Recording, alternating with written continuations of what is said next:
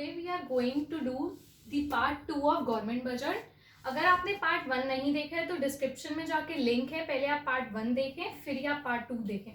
Part 1 में हमने, अगर आपको याद हो तो हमने किया था the meaning of government budget and the components of government budget, that is government expenditure and government revenue. उसके अंदर हमने उसकी और भी बाइफर्केशन जो थी, that is capital expenditure and revenue expenditure and capital receipts and revenue receipts. फिर revenue receipts की भी further bifurcation with full examples, direct tax, indirect tax, everything हमने किया था. तो आज हम इस वीडियो में बाकी का चैप्टर करने जा रहे हैं. आई होप आप सबने वो वर्कशीट जरूर अटेंड की हो और आप लोगों को समझ भी आया हो, नोट्स भी पढ़े हो. इस वीडियो में हम बात करेंगे टाइप्स ऑफ गवर्नमेंट बजट की, डेफिसिट बजट की. डेफिसिट बजट की जो बाइफर्केशन है, revenue deficit, fiscal deficit, primary deficit with their implications, और फिर हम करेंगे लास्ट में objectives of government budget which is very important. तो हम सबसे पहले बात कर रहे हैं टाइप्स ऑफ गवर्नमेंट बजट की. गवर्नमेंट बजट होता है 3 टाइप का, balance budget, surplus budget and deficit budget. इसके अब बैलेंस बजट क्या होता है? Balance as the name suggest, जो चीज बैलेंस हो जाए, एकदम इक्वल हो जाए. इसका मतलब क्या है? Government, when government expenditure, EXP मतलब expenditure, is equals to government receipts. जब गवर्नमेंट का एक्सपेंडिचर यानी गवर्नमेंट का खर्चा जब गवर्नमेंट की इनकम के रिसीट्स जितना उसको रिसीव हो उसके इक्वल होता है, उसको हम कहते हैं government budget, balance budget. Next is surplus budget. Surplus budget क्या होता है? As a name suggest, surplus, जब कुछ हमारे पास एक्स्ट्रा रह जाए. तो इसमें क्या होगा? When government expenditure is less than government receipts. और हम ऐसे भी कह सकते हैं जब गवर्नमेंट की रिसीट्स ज्यादा हो, गवर्नमेंट की इनकम ज्यादा हुई है और उसके एक्सपेंडिचर कम हो, तो उसको हम कहते हैं surplus budget. Deficit budget just इसका उल्टा, when government expenditure is more than government receipts. जब गवर्नमेंट का खर्चा तो ज्यादा हो गया पर उसकी इनकम कम हुई है, उसके रिसीव उसके पास कम हुआ है, तो उसको हम कहेंगे डेफिसिट बजट. अब जो ये डेफिसिट बजट है, ये तो चलो ठीक है, गवर्नमेंट का बैलेंस हो गया तो कुछ मतलब ही नहीं है, वो भी इतना ही था, वो भी इतना था. जब गवर्नमेंट का सरप्लस हुआ, प्रॉफिट ही तो हुआ है, फिर उसकी आगे क्या बाइफर्केशन करनी, क्या पढ़ना, प्रॉफिट ही तो हुआ है. अब नेक्स्ट है डेफिसिट. जब गवर्नमेंट का एक्सपेंडिचर तो ज्यादा हो गया बट रेवेन्यू क्या हुआ है? कम हुआ है. तो हम इसके बारे में डिटेल में पढ़ेंगे, जिसकी आगे 3 पार्ट्स में फर्दर बाइफर्केशन है, that is revenue deficit, fiscal deficit and primary deficit with their implications. अब हम बात करेंगे डेफिसिट बजट के फर्स्ट उसके जो क्लासिफिकेशन है उसमें फर्स्ट की, that is revenue deficit. Revenue deficit क्या होता है? It refers to the situation when the revenue expenditure exceeds the revenue receipts of the government during a fiscal year. इस डेफिनेशन में फिस्कल ईयर बहुत important role करता है कि अगर आपने 1 मार्क की डेफिनेशन, अगर आपने फिस्कल ईयर नहीं लिखा तो आपका हाफ मार्क्स डिडक्ट हो जाएगा. फिस्कल, अब हम सबसे पहले तो हम बात कर लें जिन बच्चों को नहीं पता फिस्कल ईयर क्या होता है. Fiscal year is another name for accounting year. Accounting year और फिस्कल ईयर क्या होता है? That is from 1st April to 31st March. ये होता है हमारा फिस्कल ईयर. अब हम बात करें रेवेन्यू डेफिसिट. जैसा कि मैंने आपको डेफिनेशन में बताया, when revenue expenditure of the government exceeds the revenue receipts of the government during a fiscal year. ये है इसकी डेफिनेशन, जो कि आपको मेरे नोट्स में मिल जाएगी, लिंक में नीचे डिस्क्रिप्शन में. तो अब हम ये इसका कहते हैं फॉर्मूला भी. कई बार वो छोटे मोटे न्यूमेरिकल्स दे देता है. तो आपको दे दिया, सपोज आपको रेवेन्यू एक्सपेंडिचर दे दिया, गवर्नमेंट का रेवेन्यू एक्सपेंडिचर दे दिया 1050 और आपको रेवेन्यू रिसीट्स दे दी गवर्नमेंट के, कि गवर्नमेंट का एक्सपेंडिचर तो 1050 का हुआ, लेकिन गवर्नमेंट के सिर्फ रिसीव कितना हुआ, इनकम कितनी हुई? 50. तो आप इजीली कैलकुलेट कर लोगे कि रेवेन्यू डेफिसिट क्या होगा. इसको इसमें से डिडक्ट कर लो, दैट इज 1000. ये है. अब हम बात करेंगे इसकी इम्प्लीकेशंस की, इसकी जो कि है इस चैप्टर के हिसाब से बहुत इंपॉर्टेंट. पहला इसका मतलब है कि गवर्नमेंट का एक्सपेंडिचर ज्यादा है, गवर्नमेंट के रिसीट्स कम है, मतलब गवर्नमेंट का खर्चा ज्यादा हो रहा है, उतनी इनकम नहीं है, तो ये हमें इम्प्लीकेशन यानी कि ये हमें क्या शो करता है, ये हमें ये शो करता है कि government is enable to meet its routine expenditures, कि गवर्नमेंट अपने रूटीन खर्चे मतलब जो नॉर्मल खर्चे जैसे salary to its employees, pension to its government employees etcetera, वो नहीं मीट कर पा रही गवर्नमेंट, वो नहीं दे पा रही। तो इसका पहला इम्प्लीकेशन है कि government is enable to meet its routine expenses or expenditures.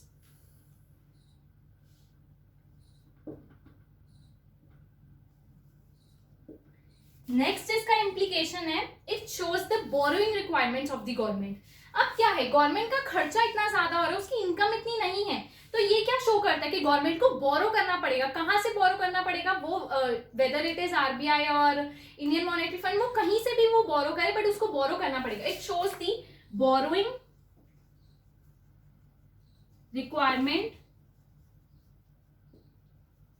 Requirements of the government. ये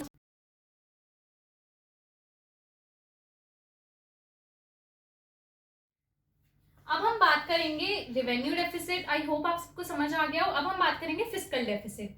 फिस्कल डेफिसिट क्या होता है? Fiscal deficit refers to the excess of total expenditure over total receipts but except borrowings. This is very important to use the term except borrowings, क्योंकि total receipts borrowings को नहीं include करेगी, तभी fiscal deficit होगा। इसका मतलब क्या है, जब टोटल एक्सपेंडिचर में से हम टोटल रिसीट्स माइनस कर देंगे तब हमारे पास आ जाएगा फिस्कल डेफिसिट। अब total expenditure includes capital expenditure plus revenue expenditure. Similarly total receipts includes capital receipts plus revenue receipts. तो अब हमारे पास यही एक और इसका फॉर्म, जैसे फर्स्ट फॉर्मूला ये था, अगर कोई आपके पास न्यूमेरिकल देता है तो उसमें से हम कर देंगे total expenditure minus total receipts except borrowings, तो हमारे पास आ जाएगा फिस्कल डेफिसिट। इतना आसान थोड़ी है, बट अगर हमें थोड़ा ये ट्रिक लगाना है, हमें दिमाग लगाना है। अच्छा, टोटल एक्सपेंडिचर नहीं दे रखा, लेकिन हमें कैपिटल एक्सपेंडिचर दे रखा है, रेवेन्यू एक्सपेंडिचर दे रखा है, बट हम तो स्मार्ट बच्चे हैं, तो हमें तो पता है total expenditure contains capital expenditure plus revenue expenditure. इसको कर दो एक ब्रैकेट में, माइनस लगा दो, या इसको कर दो एक ब्रैकेट में, तो ये फिर से एक फॉर्मूला आ गया, capital expenditure plus revenue expenditure minus capital receipts plus revenue receipts but except borrowings. So similarly इसका एक थर्ड फॉर्मूला भी है जो कि वो कई बार पूछता है, क्योंकि ज्यादातर बच्चे इसको नहीं ध्यान देते। क्या होता है? Fiscal deficit is equals to borrowings. Fiscal deficit is equals to borrowings, क्योंकि फिस्कल डेफिसिट हमारे गवर्नमेंट की बोरोइंग्स दिखाता है। तो अब जैसे आपको कोई न्यूमेरिकल दे रखा है जिसके अंदर आपको दे रखा है, आप मुझे बताएंगे फिस्कल बोरोइंग्स दे रखी है गवर्नमेंट की 500, तो क्या आप मुझे बता सकते हो आपके गवर्नमेंट का फिस्कल डेफिसिट कितना होगा? It's so simple man, 500। Okay, और ये तो आपको पता ही है, ये इसके मैं न्यूमेरिकल्स दूंगी नीचे डिस्क्रिप्शन में, वो आपको आज की आज ही अटेंड करने हैं। अब हम बात करेंगे प्राइमरी डेफिसिट की। नो अभी हम बात करेंगे इसके इम्प्लीकेशंस की, और इसके इम्प्लीकेशन सबसे ज्यादा इंपॉर्टेंट है। तो अब हम बात करेंगे इसके इम्प्लीकेशंस की। अब हम बात करेंगे फिस्कल डेफिसिट की इम्प्लीकेशंस की। पहला इम्प्लीकेशन वही है जो प्रीवियस इसमें रेवेन्यू डेफिसिट का था, कि it shows the borrowings of government. पहला यही है। दूसरा इसका सबसे इंपॉर्टेंट है जो कि है डेट ट्रैप। डेट ट्रैप क्या होता है? हम इस डेट ट्रैप को बहुत इजी तरीके से समझेंगे, एक बिल्कुल फ्लो चार्ट में, कोई पैराग्राफ नहीं, कुछ नहीं। डेट ट्रैप क्या होता है? जब कोई अपने डेट में वो कर्ज डेट क्या होता है, कर्ज लेना, उसी में फंसता जाता है, फंसता जाता है, फंसता जाता है। जैसे डेट ट्रैप क्या, अब जब फिस्कल डेफिसिट है, फिस्कल डेफिसिट का हमने एक और फॉर्मूला किया था, fiscal deficit is equals to borrowings, means this shows the borrowings of the government. अब क्या है, गवर्नमेंट बोरो करेगी, गवर्नमेंट, फिर गवर्नमेंट के सर पे क्या चढ़ेगा, अब तुम किसी से कुछ बोरो करते हो तो वो तुम्हें उसके मेच्योरिटी पीरियड पे देना तो होता ही है, बट उसके साथ साथ क्या होती है, उसकी होती है इंटरेस्ट पेमेंट ऑब्लिगेशन। तो उसके साथ साथ क्या बढ़ेगी गवर्नमेंट की, इंटरेस्ट पेमेंट ऑब्लिगेशन। अगर आपको याद है तो मैंने आपको रेवेन्यू एक्सपेंडिचर में भी पढ़ाया था कि अगर जब इंटरेस्ट पेमेंट, गवर्नमेंट को किसी की इंटरेस्ट पे करनी होती है किसी चीज की, तो वो गवर्नमेंट के रेवेन्यू एक्सपेंडिचर्स में आता है। तो इससे क्या होगा, इंक्रीज इन रेवेन्यू एक्सपेंडिचर। इससे क्या होगा, इंक्रीज इन रेवेन्यू एक्सपेंडिचर। अब जब अभी हमने रेवेन्यू डेफिसिट में पढ़ा था, जब इंक्रीज इन रेवेन्यू एक्सपेंडिचर होगा, that is excess of revenue expenditure over revenue receipts, तो गवर्नमेंट को क्या होगा, हमने इसका इम्प्लीकेशन पढ़ा था, it shows the borrowing requirements of the government। तो गवर्नमेंट को फिर से बोरो करना पड़ेगा। the government has to borrow again to meet this deficit, क्योंकि अगर रेवेन्यू एक्सपेंडिचर ज्यादा होगा तो ये बढ़ेगा, रेवेन्यू डेफिसिट बढ़ेगा, to meet the revenue deficit. अब गवर्नमेंट फिर से बोरो करेगा, रेवेन्यू डेफिसिट बढ़ाने के बढ़ गया है तो फिर से बोरो करेगा, फिर से उसकी इंटरेस्ट पेमेंट ऑब्लिगेशन होगी, फिर से इंक्रीज इन रेवेन्यू एक्सपेंडिचर, फिर से, तो क्या ये साइकिल चलती जाएगी और गवर्नमेंट अपने खुद डेट ट्रैप में फंस जाएगी। अब नेक्स्ट हम इसका नेक्स्ट इम्प्लीकेशन करेंगे।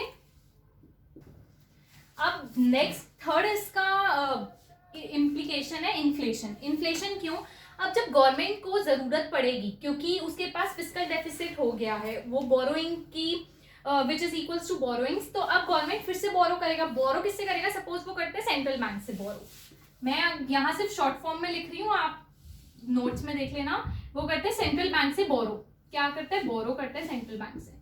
अब सेंट्रल बैंक के पास भी इतने पैसे नहीं है, तो सेंट्रल बैंक को क्या करने पड़ेंगे, प्रिंट करनी पड़ेगी new currency to meet its demand, to meet government's demand, print new currency to meet the demand. तो इस टर्म का भी एक नाम है, जब government central bank fiscal deficit को पूरा करने के लिए नई करेंसी प्रिंट करके, तो उसको हम कहते हैं deficit financing.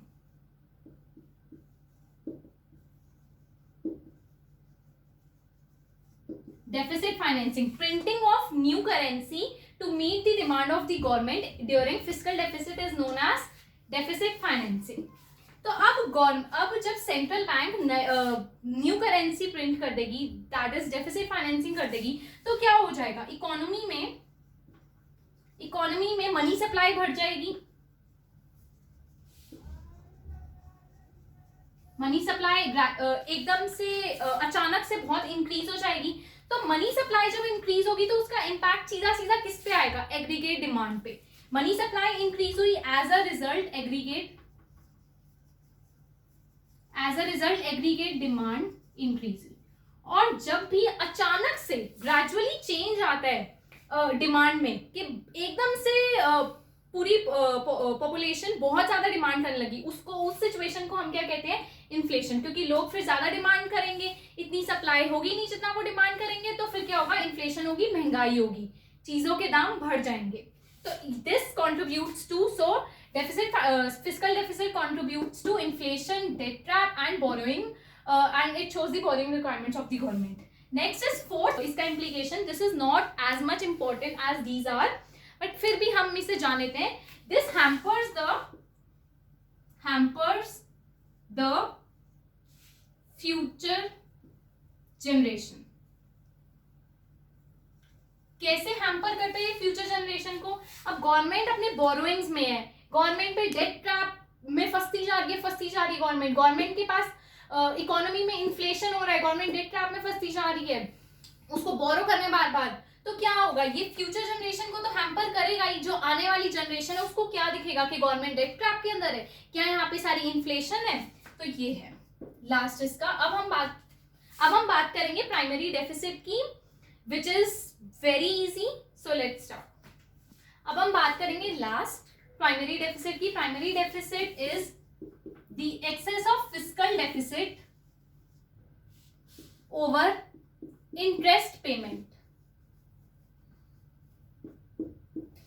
have to keep in mind that fiscal deficit, but we have to keep in mind that fiscal deficit of this year or the current year, but interest payment on previous borrowings.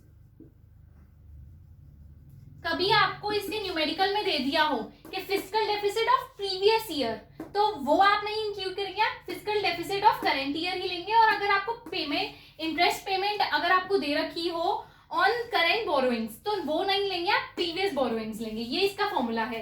अब इसकी implications क्या हैं? अब इसकी implications जो है वही है जो पहले वालों की, जो रेवेन्यू डेफिसिट और जो फिस्कल डेफिसिट की इम्प्लीकेशंस है वही सेम इम्प्लीकेशंस है, सेम। तो हम इसमें ज्यादा टाइम वेस्ट नहीं करेंगे, बट इसके अंदर एक चीज आपको ध्यान रखने वाली है, that is note, important note, कि अगर आपका कभी प्राइमरी डेफिसिट आ जाए न्यूमेरिकल में 0 या किसी भी सिचुएशन में अगर आपको दे रखा हो 0, दैट इज 0, तो इसका मतलब क्या है कि गवर्नमेंट को इंटरेस्ट पेमेंट ऑब्लिगेशंस ने फोर्स किया था बोरो करने के लिए। गवर्नमेंट ने बोरो तो किया ही हुआ था, वो कर लेती गवर्नमेंट, बट जो इंटरेस्ट पेमेंट ऑब्लिगेशंस थी ना ऑन प्रीवियस लोन्स, उन्होंने फोर्स किया था गवर्नमेंट को फिर से बोरो करने के लिए। इस वजह से फिस्कल डेफिसिट, इस वजह से प्राइमरी डेफिसिट 0 आया। Now we will discuss the last topic of this chapter, that is objectives of government budget, and which is very important.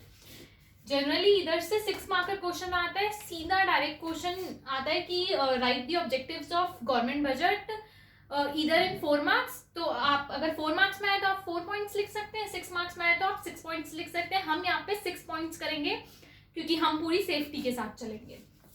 First is reallocation of resources. Reallocation of resources मतलब कि resources को reallocate करना। Reallocate करना मतलब फिर से अपने resources को उन जगहों पे लगाना। जैसे मान लो मैंने अपने सारे रिसोर्सेज लगाए हुए थे कोई ट्यूबलाइट बनाने की फैक्ट्री में, बट अब मैं अपने रिसोर्सेज रीएलोकेट करना चाहती हूँ। मैं ट्यूबलाइट से हटा के अपने रिसोर्सेज चेयर बनाने की फैक्ट्री में लगाना चाहती हूँ, तो उसकी हम बात करेंगे। इसको भी हम 2 पार्ट्स में ऐसे करके समझेंगे, और अगर आप पेपर में ऐसे ही लिखते हैं तो भी चलेगा। Reallocation of resources. Reallocation of resources मतलब कि हम अगर टैक्स बढ़ा दें ऑन हार्मफुल गुड्स की प्रोडक्शन पर, तो जैसे harmful goods for example cigarette हो गया, अल्कोहल हो गया एक्सेट्रा, तो हार्मफुल गुड्स की प्रोडक्शन पे अगर हम टैक्स बढ़ा दें तो इनका कम हो जाएगा। हम इसके अंदर टैक्स बढ़ा दें और इसके अंदर रिसोर्सेज अपने कम कर दें हार्मफुल गुड्स की प्रोडक्शन पर, रिसोर्सेज कम लगा दें, टैक्स बढ़ा दें, और क्या करें हम सब्सिडीज बढ़ा दें। ऑन दी अदर साइड अगर हम सब्सिडीज बढ़ा दें असेंशियल गुड्स की प्रोडक्शन पर, असेंशियल गुड्स की प्रोडक्शन पर सब्सिडीज बढ़ा दे, एसेंशियल गुड्स की प्रोडक्शन पर हमने रिसोर्सेज अपने और एलोकेट कर दे एसेंशियल गुड्स की प्रोडक्शन की फैक्ट्रीज पर। Essential goods for example medicine और भी फूड ग्रेन्स वगैरह जो भी हैं उन सब पे, ठीक है। और समटाइम्स क्या करती है गवर्नमेंट, ये करने के लिए अपने गवर्नमेंट बजट को प्रॉपर बैलेंस करने के लिए क्या करती है, खुद कई बार एसेंशियल प्रोडक्ट्स खुद प्रोड्यूस करती है government. Sometimes government itself produces the essential products और गुड्स। तो इसमें बस इतना ही था। Next is redistribution of income. Redistribution of income, हम इनकम को रीडिस्ट्रीब्यूट कर सकते हैं। फॉर एग्जाम्पल कैसे हम इनकम को रीडिस्ट्रीब्यूट कर सकते हैं, अगर हम हायर इनकम वालों पे, जिनकी हाई इनकम है, उन पे टैक्स रेट बढ़ा दें, उन पे टैक्स हम बढ़ा दें, या फिर हम क्या करें, जो लग्जरी प्रोडक्ट्स हैं, लग्जरी गुड्स हैं, उन पे हम टैक्स बढ़ा दें, ठीक है। और हम क्या करें, ठीक है, इसके बाद ये हमने कर लिया। अब दूसरा है वही कि अगर हम सब्सिडीज दें ऑन एसेंशियल गुड्स, तो हमारा रीडिस्ट्रीब्यूशन हो सकता है इनकम का। ये हमने किया है फर्स्ट पॉइंट, ये हमने किया है सेकंड पॉइंट। अब हम बाकी के 4 पॉइंट, अब हम third point is economic stability of objectives of government budget. Third point में क्या है, इसको हम कैसे समझेंगे, 2 पार्ट में। इन केस ऑफ इन्फ्लेशन, क्योंकि इकोनॉमिक स्टेबिलिटी मतलब ही यही होता है। इकोनॉमिक स्टेबिलिटी मतलब ऐसी सिचुएशन जहां ना इन्फ्लेशन हो और ना ही डिफ्लेशन हो, ऐसी सिचुएशन को हम इकोनॉमिक स्टेबिलिटी कहते हैं। तो in case of inflation and in case of deflation. Inflation मतलब महंगाई, gradual increase in the prices of products, and deflation means gradual decrease in the prices of products. Inflation किस लिए होता है, जब लोगों के पास, जब इकोनॉमी में मनी सप्लाई बढ़ जाती है। और डिफ्लेशन कब होता है, जब इकोनॉमी में मनी सप्लाई कम हो जाती है। इन्फ्लेशन, अब इन्फ्लेशन के सिचुएशन में हम क्या कर सकते हैं गवर्नमेंट बजट में, अगर हम टैक्स बढ़ा दें, टैक्स बढ़ा दे तो लोगों को ज्यादा टैक्स पे करना पड़ेगा, तो उनके पास मनी क्या रहेगी, लिमिटेड। और डिफ्लेशन में क्या करें, टैक्स रिड्यूस कर दें। टैक्स रिड्यूस कर देगी गवर्नमेंट, तो क्या लोगों के पास पैसे रहेंगे ज्यादा। ये किस टैक्स की स्पेशली बात हो रही है, स्पेशली बात हो रही है डायरेक्ट टैक्स की। डायरेक्ट टैक्स क्यों, क्योंकि डायरेक्ट टैक्स किस पे लगता है, इनकम, प्रॉपर्टी एंड प्रॉफिट पे, जो कि हमें खुद पे करना है। The bearer and the payer are the same, तो इसलिए डायरेक्ट टैक्स की बात हो रही है। और हम क्या करें, जो गवर्नमेंट का एक्सपेंडिचर है ना, गवर्नमेंट अपना एक्सपेंडिचर कर दे कम इन केस ऑफ इन्फ्लेशन, क्योंकि गवर्नमेंट का एक्सपेंडिचर कई टाइप्स का होता है, जैसे कंस्ट्रक्शन ऑफ रोड्स, डैम से लेके paying the salaries to and pensions to the government employees. तो गवर्नमेंट अपना एक्सपेंडिचर कम कर दे, और इन केस ऑफ डिफ्लेशन क्या करे, गवर्नमेंट अपना एक्सपेंडिचर बढ़ा दे। अब मान लो बढ़ा दे, अब मान लो गवर्नमेंट इन्फ्लेशन के टाइम पे रोड बनाना बंद कर दे, तो क्या होगा, लेबर्स को, वर्कर्स को काम नहीं मिलेगा। काम नहीं मिलेगा तो पैसे नहीं मिलेंगे, मतलब उतने पैसे नहीं मिलेंगे, उतना काम नहीं मिलेगा, तो इन्फ्लेशन अपने आप नॉर्मल स्टेबलाइज हो जाएगा।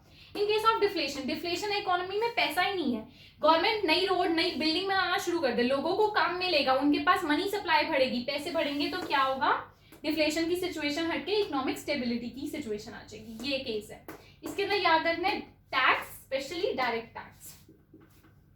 अब फोर्थ पॉइंट की बात करेंगे हम, रिडक्शन इन इनकम इनइक्वालिटीज। अगर हम इनकम इनइक्वालिटीज का रिडक्शन कर दें, कि मतलब ये नहीं कि किसी के पास बहुत ज्यादा, किसी के पास बहुत कम, तो भी हमारा ये भी हमारा एक ऑब्जेक्टिव होता है गवर्नमेंट बजट का। क्या होता है, इसको भी हम दो पार्ट्स में समझेंगे। पहले पार्ट में क्या है कि गवर्नमेंट क्या दे, टैक्स इंसेंटिव्स दे, लोगों को टैक्स इंसेंटिव्स दे।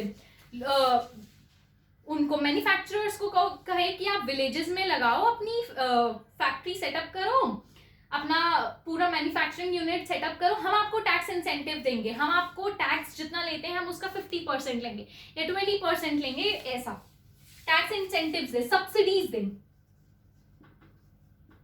सब्सिडीज दे, उससे भी रिडक्शन होगी इनकम इनइक्वालिटीज में, ठीक है, सब्सिडी दे। और क्या करें कि और यहां पे क्या करें, डेवलपमेंट ऑफ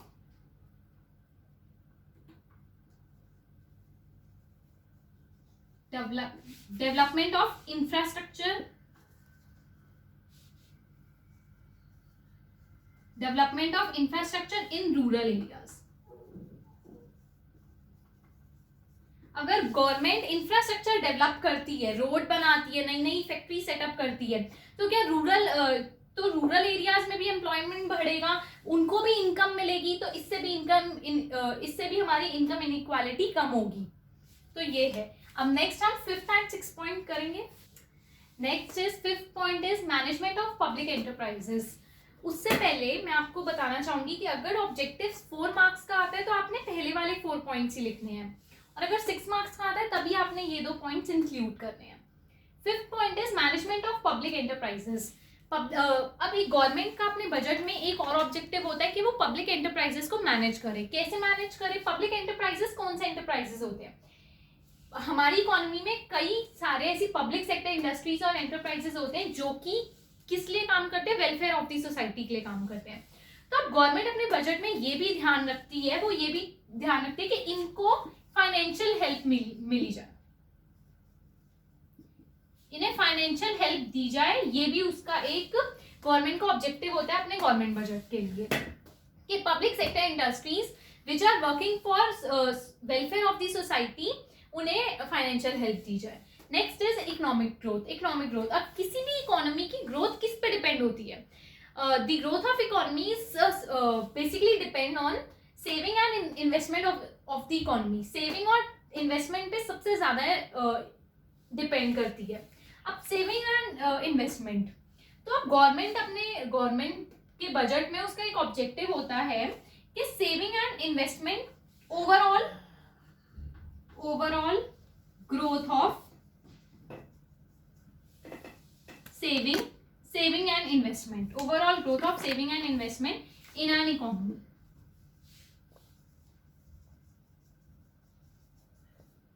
गवर्नमेंट का ये बजट होता है कि वो अपनी इकोनॉमी में सेविंग की भी ग्रोथ करें और इन्वेस्टमेंट की भी ग्रोथ करें, कि लोग ज्यादा से ज्यादा सेव भी करें और इन्वेस्ट भी करें। तो ये थे 6 objectives of government budget. I hope आप सबको समझ आए होंगे। अब आप लिंक में डिस्क्रिप्शन में जाके इसका पीडीएफ भी पढ़ सकते हैं, क्योंकि मैंने बहुत शॉर्ट फॉर्म में लिखा था। And as I told you in the starting of the video in part 1 कि मैं आपको लास्ट में वेटेज बताऊंगी। तो अब हम बात करते हैं वेटेज की। Now let's talk about the weightage of this chapter. Now we will talk about the weightage of this chapter. This chapter generally contains 6 marks. अब एग्जामिनर कैसे देता है? या तो एग्जामिनर 6 मार्क्स का पूरा एक क्वेश्चन दे देगा, जिसके अंदर से ज्यादातर चांसेस किसके होते हैं? ज्यादातर चांसेस होते हैं ऑब्जेक्टिव्स के। ऑब्जेक्टिव्स नहीं तो क्या दे देगा? इम्प्लीकेशंस। वो भी इम्प्लीकेशंस जनरली किसकी पूछते हैं? फिस्कल डेफिसिट की, क्योंकि इसकी होती है 3-4। कई बच्चों को डेट ट्रैप नहीं पता होता, कई बच्चों को डेफिसिट फाइनेंसिंग नहीं पता होता, कई बच्चों को इन्फ्लेशन की सिचुएशन नहीं पता होता इसमें। ठीक है, अब वो देते हैं कई बार 3 मार्क्स का देता है। 3 मार्क्स में वो कोई न्यूमेरिकल भी दे सकता है छोटा सा, या फिर डिफरेंशिएट करने के लिए भी दे सकता है। इसके अंदर से डिफरेंशिएट करने वाले क्वेश्चन बनते हैं in between direct tax and indirect tax, या between capital receipts and revenue receipts etcetera, जो कि आप ने अगर फर्स्ट वीडियो देखी है तो आप उसमें से कर सकते हो। फिर वो देता है 2 मार्क्स का। 2 मार्क्स में वो कोई सी भी टर्म पूछ सकता है, या कोई भी एक ऑब्जेक्टिव पूछ सकता है, या किसी की भी डेफिनेशन, या फिर वो एक न्यूमेरिकल भी दे सकता है। 2 मार्क्स में कुछ भी आ सकता है। अगर आपने ये देखी है, ये मतलब अगर आपने अच्छे से पढ़ा है तो आप आराम से आंसर कर पाओगे। अब 1 मार्क्स में वो जनरली क्या पूछता है? ईदर दिस और दिस, या तो ये आएगा या फिर ये आएगा। 1 मार्क्स में वो क्या पूछता है? ऐसी टर्म्स जो कि बच्चों को ना पता हो, जैसे कि वो पूछ लेगा debt trap, definition of debt trap, या फिर what is deficit financing, definition. तो ये जनरली इसका पैटर्न रहता है। ये सबसे ज्यादा easy, like this is the easiest chapter of this book macro. और अगर आपने मेरी वीडियो देखी है पूरी फर्स्ट पार्ट से लेके लास्ट तक, स्टार्टिंग से लेके लास्ट तक, और आपने सारे मेरे हैंड रिटन नोट्स पढ़े हैं जो कि डिस्क्रिप्शन के लिंक में है, और आपने जो मैंने उसके नीचे वर्कशीट दी है वो अटेंड किए, तो आप इजीली ये चैप्टर अच्छे से उसके अंदर 6 आउट ऑफ 6 आप स्कोर कर सकते हो। So that's it for this chapter. I hope you like this, and I hope you like the explanation. If you have any doubt, you can write it in. You can comment me, or you can email me, or I have also given my number in the description box. You can also call me. और आप मेरे Facebook page पे जाके वहाँ भी कुछ पूछ सकते हैं, और आप उसको वो वहाँ ज्वाइन कर सकते हैं for more such videos. Thank you.